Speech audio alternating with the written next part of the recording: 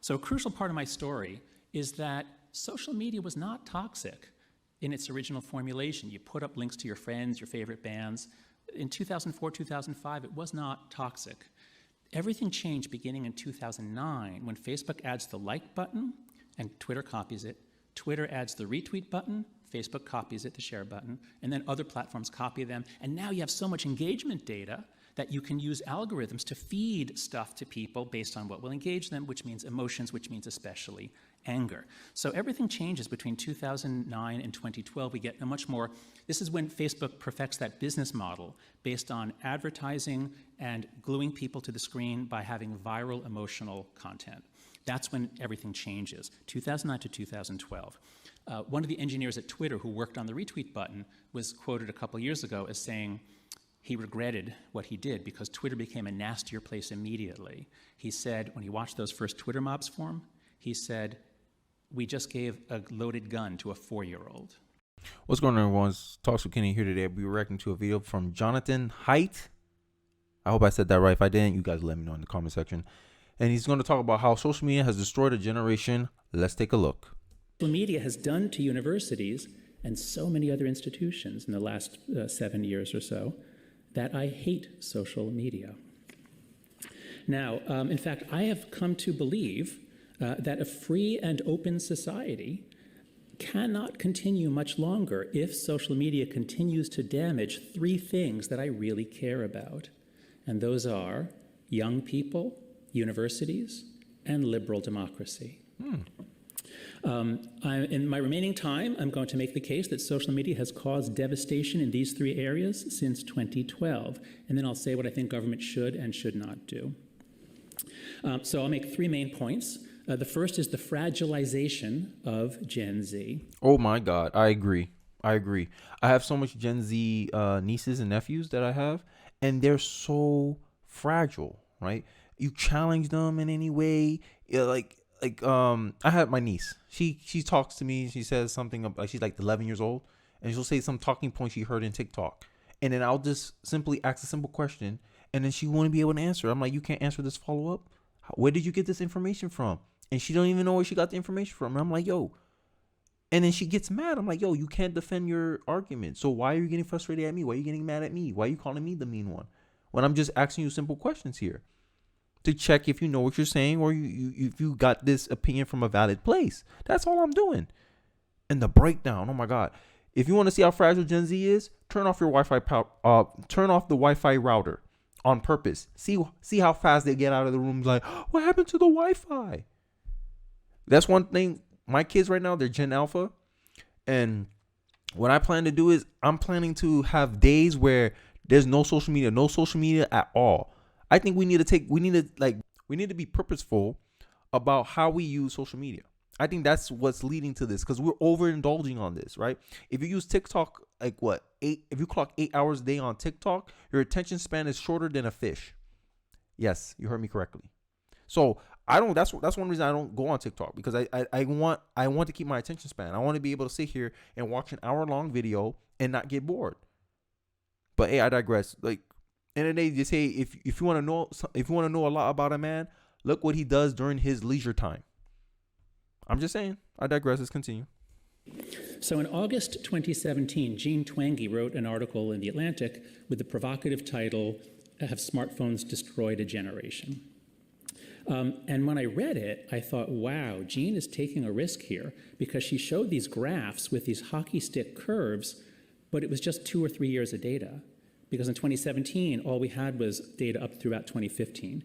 And so we had 2 or 3 years showing upturns in all these things.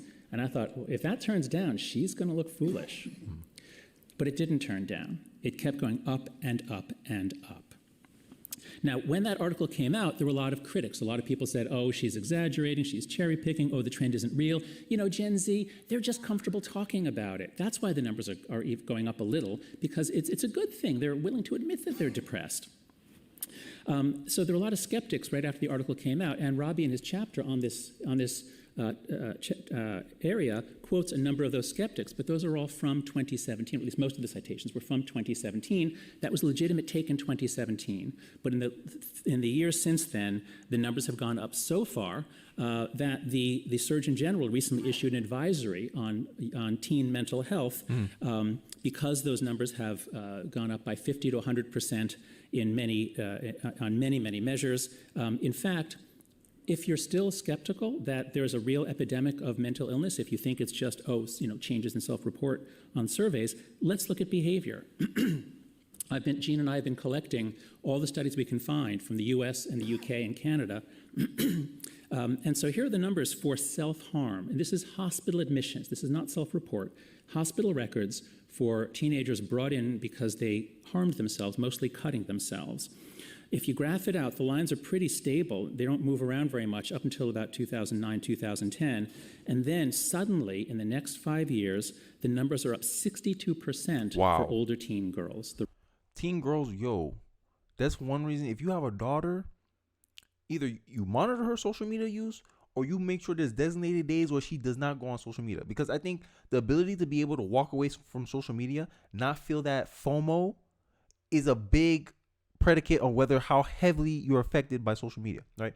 Because women naturally they compare themselves with other people and other women. They see, oh, God, they live this perfect lifestyle, and I'm not living this perfect lifestyle. Now they feel inadequate, and it goes into this downward spiral. This is why I believe women are more prone to this the transgender ideology, because they push this sense, they take advantage of the fact that even scientifically, women are more prone to depression than men. So people hint on that and they go, hey, look, you could be a boy. Your life will be so much better. Maybe you're unhappy because you feel like you're in the wrong body, right? And then they decide, I want to transition into a man or into this. And it proves this suicidality that's going on in our younger generation. They can't take adversity anymore. And it's sad to say that. Like, when you're young, you used to feel like invincible. You felt like you used to do anything. Nowadays, with social media and all this comparison going on, people feel like their lives are inadequate now. No one no longer satisfied having an average life anymore. Everyone wants an above average life, an above average lifestyle. And you see it why. You see young girls with sugar daddies and all this stuff. It's ridiculous. Come on. Why? Because they're chasing this image of how life is supposed to be. And one thing I like to tell my younger cousins and my younger brothers, I was like, social media is just a highlight reel. You don't see their day-to-day life, right? This is why the Bible teaches you not to be envious of other people, because you don't know what they had to do to get said lifestyle. And you don't know if you were actually willing to do what they did to get that lifestyle. But yeah, I digress. Let's continue with the video. The rate of hospital admission per 100,000 in the population is up 62%. For girls aged 10 to 14, these are little girls. These are prepubescent or just entering puberty girls. The rate is up 189% by 2015, nearly triples by 2015, and it's up more since then. Same thing in the UK, same thing in Canada, and similar story for suicide. There it's up for both boys and girls. And again, for the youngest kids, the 10 to 14s, the percentage increase is more than double. In a few years, the suicide rate has doubled, and then it stayed either level or increasing. Now, what caused it? That's the key thing. Now, Robbie and the other skeptics point to studies. There are a lot of studies out there, and many of them find no relationship between the amount of time young people spend on their devices and their rates of depression. Now, there's one particularly influential study by Andrew Shabilsky. Before we go into the study, I just wanted to make a comment about, I think it's the sense of, since there's no, like, our culture, they push all this superficial stuff. Our culture no longer push anything like of meaning, right? And that's why I'm a big fan of Jordan Peterson, that he talks about how you need to find purpose and meaning in your life, because that's what sustains you in a long-term perspective. Hedonistic desires, satisfying your hedonism, only satisfy you for a short term. It's like emotions, only temporary. But to have sustained and lasting, we call it contentment, like to be content with life, because that's what happiness essentially is being content. And can you be content with a hedonistic lifestyle, or can you be more content with a long-lasting, meaningful life? Like, you're striving towards something. This is why religion religious people tend to be more happier than non-religious people, because religious people always feel they have a purpose in their life. They have meaning to their life. They're striving for something, while non-religious people are striving for nothing. They're more prone to fall into nihilism, which is AKA depression, because they don't believe their life has any meaning, right? This is why I forgot the guy who made the book, but he was saying that men need to create their own sense of meaning. And if you don't create your own sense of meaning, you're more likely to fall into this negative spiral that Jonathan's about to go into right now in this segment. Let's get back into it. And Amy Orban, 2019, they reported an overall correlation of around 0.03 between time on devices and various measures of depression in 3 large data sets. And that study where they reported, this is about as big as the correlation between mental illness and eating potatoes. That finding got a lot of press all over the world. And since then, a lot of experts say, we looked at this and there's nothing there. But here's the problem with those studies. They lump all kids together, that is boys and girls. They lump all screen activities together, including watching Netflix, texting with your friends, FaceTime, browsing the web, and posting photos of yourself in a bikini for people to make comments about. You just lump them all together and you find a 0.03 correlation. But guess what? If you take the same data sets, and Jean Twenge and I did this, take the same data sets, use the same statistical techniques, but you zoom in on girls and social media, the correlation isn't 0.03, it's 0.2. Which is a very large correlation in public health matters. The correlation between exposure to lead in childhood and adult IQ is 0.09. Public health is all about effects around 0.05 to 0.15, 0.2 at the most. This is as big as anything else we worry about. Now, of course, correlation is not causation, Robbie points out, but we found about 15 experiments, and the great majority of them also, using random assignment, find effects on mental health. You want more evidence? Ask the girls. That's what Facebook did in that study that was leaked last September. And what do the girls say? They say it loud and clear. It's social media, and especially Instagram. As one girl in the UK said, the reason why our generation is so messed up and has higher anxiety and depression than our parents is because we have to deal with social media. Everyone feels like they have to be perfect. Mm-hmm. Point number 2, from curiosity to fear in universities. So a crucial part of my story is that social media was not toxic in its original formulation. You put up links to your friends, your favorite bands. In 2004, 2005, it was not toxic. Everything changed beginning in 2009 when Facebook adds the like button and Twitter copies it. Twitter adds the pretty much that social media started. I mean, you can perceive some negative outcome from that. I don't perceive anything. The like button was just a feature that these companies were adding, and people's perception of it is what is causing a mass trigger. Like I stated earlier, women are more prone to depression than men. So when you add the like button, you add a sense where, hey, you can be judged. And women, we all know, are more prone to shame than men, right? Try to shame a man about doing something. He'll be like, if you don't make any logical sense, he won't really feel too much about it. Shame a woman about something. Even if you don't make logical sense, the fact that you gave her negative feedback about something, she'll start thinking about it. Is it really? I just tend to notice that because I grew up with all nieces. I had not all nieces, but I have female cousins, and I used to do that a lot. Like I'll say something to my brother, doesn't even affect them. I say something to my female cousin, oh my God, she screams bloody murder, right? Like she'll be mad at me and I noticed that. So adding the like button, imagine that at a global scale. I put this picture, only gets 50 likes. I show my butt on Instagram, I get 1,000 likes. And then women gets into this negative spiral where they're chasing validation. And they'll just keep doing more and more and more stuff. They'll keep pushing it to the point where a whole generation is desensitized to nudity online now. Now it's just like, oh, whatever. And the girls have to keep doing more extreme things just to chase that same level of validation. It's almost like a dopamine hit. And this is why social media is so addicting to girls. And the reason I keep saying the girls is because if you look at who clock more hours on social media, is women. Men is video games. I'm just saying. I digress. But hey, let me know your thoughts in the comment section. Let's continue. Retweet button, Facebook copies it, the share button, and then other platforms copy them. And now you have so much engagement data that you can use algorithms to feed stuff to people based on what will engage them, which means emotions, which means especially anger. So everything changes between 2009 and 2012. We get a much more, this is when Facebook perfects that business model based on advertising and gluing people to the screen by having viral emotional content. That's when everything changes, 2009 to 2012. One of the engineers at Twitter who worked on the retweet button was quoted a couple years ago as saying he regretted what he did because Twitter became a nastier place immediately. He said, when he watched those first Twitter mobs form, he said, we just gave a loaded gun to a 4-year-old. That's a good analogy. Negativity is in our is in our physiology to pay attention to more negative things than positive things, right? We all like, I think the test they said is it'll take about 10 good things to equate to one negative experience for you to like right that wrong. That means you need 10 positive experience to rectify one negative experience you had in your life.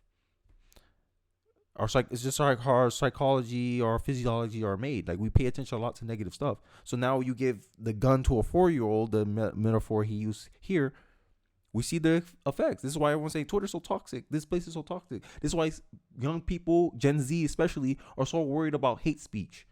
They think words are violence now. When I grew up at the time, it was sticks and stones may sticks and stones may break my bones, but words can never hurt me. Gen Z worrying about words, they're violent. Oh, that's why you see these people, these left-wing people on Twitter saying that if you don't use their pronouns, you're it's a threat of violence. You see why? But I digress. And that's where we are. That's why call-out culture and victimhood culture, but call-out culture in particular, emerges in the early 2010s. That's what Greg Lukianoff began to see on campus in 2014. When Gen Z arrives on campus around 2013, 2014, kids born 1996 or 7 or later, Greg begins to see this weird pattern, this vindictiveness, this fragility, this attack mode. It wasn't there in 2012, but by 2014, 2015, it was intense, and it was scary, and it changed our behavior.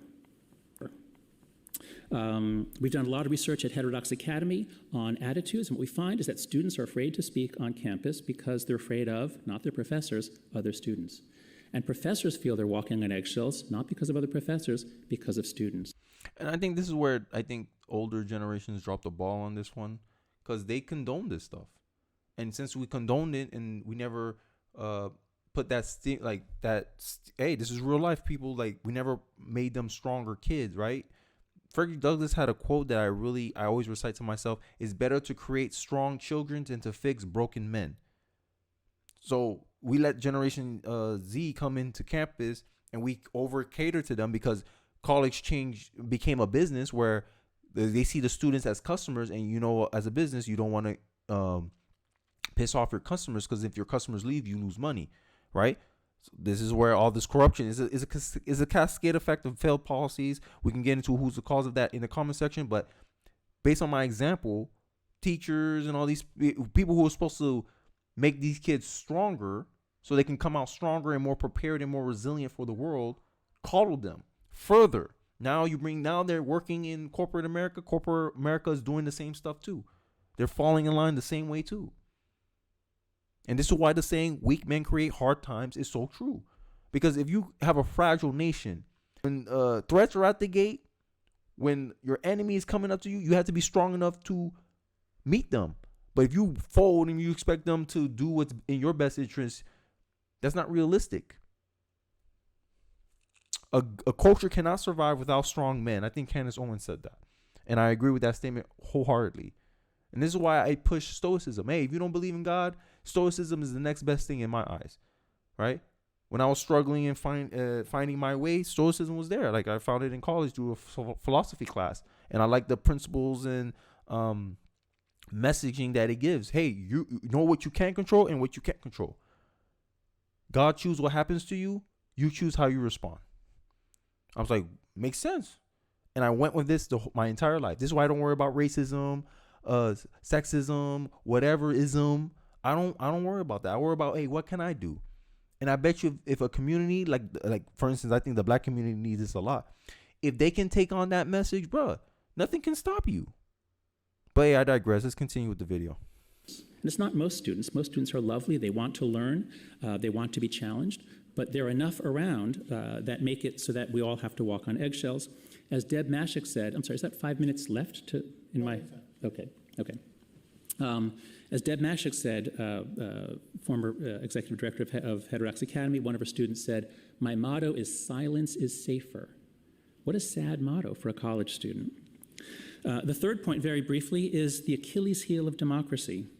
Plato said that democracy is the second worst form of government because rule by the demos, the masses or the mob, inevitably decays into tyranny. So the founding fathers of this country gave us all kinds of mechanisms to slow down mob dynamics. Well, needless to say, it didn't work very well after 2009. So I'll skip ahead, and we can talk about this later. But basically, democracy has a known Achilles heel, a known spot, like on the Death Star, where, if you hit that spot, it's going to blow apart. And it is the ease with which we are divided into factions that hate each other so much, we don't care what happens to the country. Yeah. And I think this is why they push like affirmative action, all this favoritism stuff. They want black versus white, men versus women, gay versus straight. It's the divide and conquer, right? If people are dividing against each other and they know, hey, this is a democratic republic, right? If the people vote in unison, okay, hey, all you guys are victims. They're not victims. You always have to make a bad guy.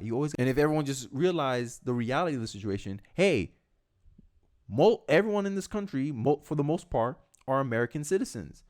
That means it's in our best interest to keep America going. So we should do what's best for the country. This is why Ronald Reagan's quote, "Ask not what the country can do for you, but what you can do for the country." Because at the end of the day, in the long term, what you do for the country will naturally benefit you, the citizen. But we lost all that. We're looking at the politicians as leaders, and they're going to be the messiah somehow, hope and change. And then after 8 years, there was no hope and change. I'm talking about Barack Obama here. Like, come on. Like, will of the people. The people will decide how far our country will go. And the people are uninformed, the people is about their own self-interest, you'll vote in politicians the same way. I'm just saying, it's a representative government for a reason. Whoever you vote for, that's who you believe represents you. As if their actions don't progress your agenda as a people, your country is just going to be used. Corruption is going to come in. They'll extract resources from your country, send it to another country. And then when inflation and whatever, when you get hyperinflation or your country's in a position where its position is weaker than it was 10 years ago, you leave nothing for your youth, for the future. But yeah, I digress. Social media, especially Twitter, but also Facebook and others, have really targeted that spot. Now, what can we do? The resolution here is not Congress shall regulate. I really enjoyed Robbie's book. I recommend it to you. He's such a clear writer. He goes through every possible issue that people talk about, and you find out there's a lot of misunderstanding of what's going on. He also points out just how terrible Congress is at regulating. And some of the ideas proposed, by Hawley and others, they're specifying, micro-specifying, and, after 30 minutes, they should be kicked off. I mean, these are just stupid bills. So if I was defending the motion, Congress shall regulate, I would just say, well, it's hopeless, and I'm going to go jump in a lake. This is why I'm a big favor of small government. Like, just let the people handle the important personal stuff, like social media and stuff like that. I'm pretty sure if the parents will find a better way of intervening. All you got to do, government, is just maintain order. That's it. We don't want you to come in here, change people's lives. And this is why I'm a big proponent of small government or no government. That's the only path I see from that I will agree with. Everything else, I already see what happens. Totalitarianism, authoritarianism. That's it. I'd rather take my chances, survival of the fittest style with the libertarian worldview, or smaller government. Hey, they don't do nothing for you, but hey, they just maintain. Because the government has shown time and time again that it's bad at resource allocation. It's inefficient compared to a corporate entity. Come look at SpaceX versus when the government was doing rockets. The government was, I believe, 10 times, they was using the materials, and it was 10 times more expensive for them to build a rocket than Elon Musk and his private company with SpaceX to build a rocket. And his rocket's reusable. Government, all they know how to do is like throwing money into a fire. That's all government know. Oh, we just know we're spending money. Look, we spend this much money on this thing. And they try to frame it as something good. Is it effective, though? That's my question. But I digress. Let's continue. But what we're talking about here is, do we have a national emergency? Do we have a gigantic problem facing our young people, our democracy, and our institutions? And if so, a lot of it is commons dilemmas, like prisoners' dilemmas, things that are hard to resolve if you're one person. For example, many of you are parents, many of you have kids. Raise your hand if you want your children to be on Instagram. Raise your hand if you think that's a good thing for them. Okay? Raise your hand if your kids are on Instagram. Okay, My kids are parents young. here, maybe not 2 among years old. libertarians, but okay. Okay, I can't see with the lights in my eyes. Take it from me, all of us parents who let our kids on Instagram, it's only because they say, but everybody else is on it, and I'll be excluded if I'm not on it. So we're caught in a trap, and we need central leadership to break it. In particular, what kids most need is delay entry. The COPPA bill that set the age of internet adulthood, it was originally going to be 16, was the original bill from Ed Markey. Lobbyists got it down to 13 back in 1996. At that age, you're like an adult. That was a terrible idea, and now we know. The age must be raised. I think it should be 16 or 18. These are minors. I agree. There should be some form of, like, I think millennials, even though a lot of people say like negative things about millennials, even though they're still crazy, there's a lot of millennials that are not crazy, right? So I believe that I agree with that. Like, maybe we should make sure that kids with some level of maturity are allowed on social media, right? Maybe there should be like a kid's version of Instagram, right? Just like there's a kid versions of YouTube, right? I'll agree with that. I'll take that as a possible solution. Hey, that seems possibly fine with me. If you think there's a better solution, guys, let me know in the comment section. But I vibe with that. I think, yeah, like delayed entry. That's what I'm doing with my son right now. Like, when he don't have a tablet, nothing. He's 2 years old. I don't think he's gonna have a phone until around middle school, because then I think he can't really get away with not having a phone then. But by handle social media at that point, I think parents have to be more intentional about these things now, especially with the obvious negative effects of social media. And we need to enforce it. There needs to be some kind of age verification. So there are a number of urgent things that have to be done. The UK is making some progress. Perhaps they'll take the lead here, but I think we need to do it in this country too. Protecting democracy is much harder, I grant, because the things the left wants to do and the things the right wants to do are often opposites. So perhaps we'll talk about specifics later, but I do think we need to look into ways to encourage the platforms to do identity verification. But especially, here's the main thing, changes to the architecture. I don't want a government agency either making decisions about what you can say, what you can't say. That would be a disaster. I have so many libertarian friends. I have been semi-brainwashed just by osmosis. I don't want the government making decisions about what people say. Agree. But there are changes to the architecture and the virality. That's where we can have big impacts that are content neutral, politically neutral, and language independent. They'd work all over the world. So in closing, Instagram and TikTok are raising our children. Our children are spending more time with them than they are talking to us, and those platforms channel the enormous force of peer pressure and peer norms onto them. Facebook and Twitter are running our public square, and they are curating what passes for deliberation in our deliberative democracy. How's that going? Well, now, in 2011, we had the height of techno-democratic optimism. We thought these things would be a boon to democracy. But now we know they were Pandora's box, and we unwittingly unleashed demons. We can and we must find ways to tame them. Thank you. Wow, that was a good speech. I liked everything he said. I like the possible solutions. Delayed exposure to social media, I think, is the most important thing that we can do as parents. That's without relying on legislation or the government to come in and mandate some things. I think the point I was going to disagree with him is the identification thing. I don't like that. I don't like, private information being in the hands of corporations. But a lot of people come here and make the argument that, hey, the corporations, these tech companies already got a lot of data on you, so might as well add the verification feature. But I don't know how I feel about that, because I think that we already see Twitter and all the collusion and all this stuff that's happening in behind the scenes. Imagine giving the company that type of power over able to identify every user it has on its platform. That's crazy. I can't really vibe for that. I don't know. But hey, let me know what you guys think about this in the comment section below. I really will be interested in hearing your guys' thoughts on this. Don't forget to like, comment, and subscribe, and I'll see you guys on the next one. Peace.